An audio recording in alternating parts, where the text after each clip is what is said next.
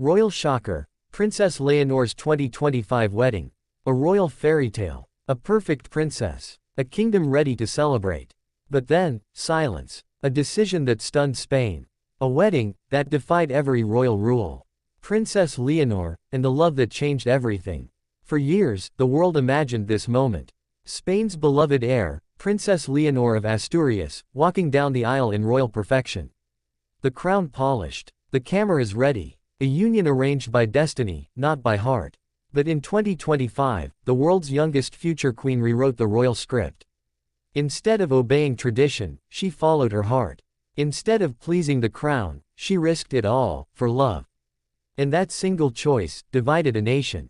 It started quietly. A friendship born in the margins of royal diplomacy. Princess Leonor of Spain, Prince Christian of Denmark. Both heirs. Both bound by duty. Both raised to hide emotion behind formality. But duty couldn't disguise what was forming beneath the surface. Long conversations after official dinners, glances exchanged at public ceremonies. And eventually, letters sent in secret.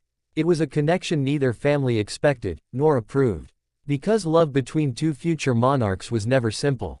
It meant politics, power, and centuries of precedent, suddenly rewritten. In late 2024, the rumors began.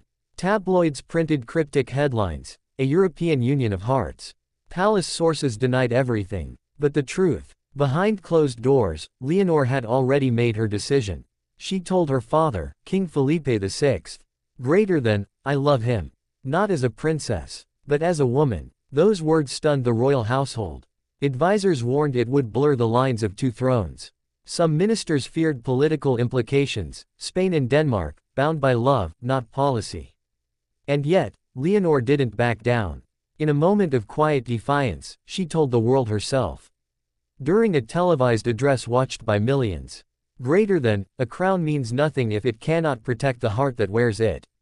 Spain gasped. The press exploded. But for the first time, the people saw not a figure of duty, but a young woman with fire in her eyes. Gray skies, tense silence, and a cathedral filled with history. Leonor arrived not in a diamond-covered carriage, but in a silver car, simple, elegant, modern. Her gown shimmered softly in natural light, crafted not by global designers, but by a Spanish artisan collective. Every stitch was symbolic, humble, grounded, real. Inside, royalty from across Europe gathered, some smiling, others stone-faced. Queen Letizia fought back tears. King Felipe, ever the stoic monarch, stood tall but his eyes revealed everything. The pain of letting his daughter go, and the pride of watching her become her own person. As Leonor and Christian exchanged vows, a hush fell over the room. Not of formality, but reverence.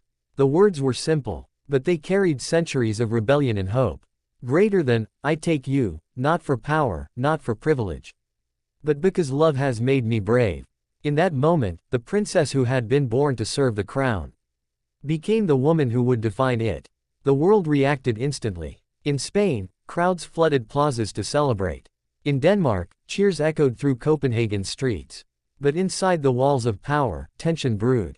Traditionalists called it reckless. Modernists called it revolutionary. The monarchy had never felt so alive, nor so divided. Weeks after the ceremony, Leonor's words continued to echo through Europe.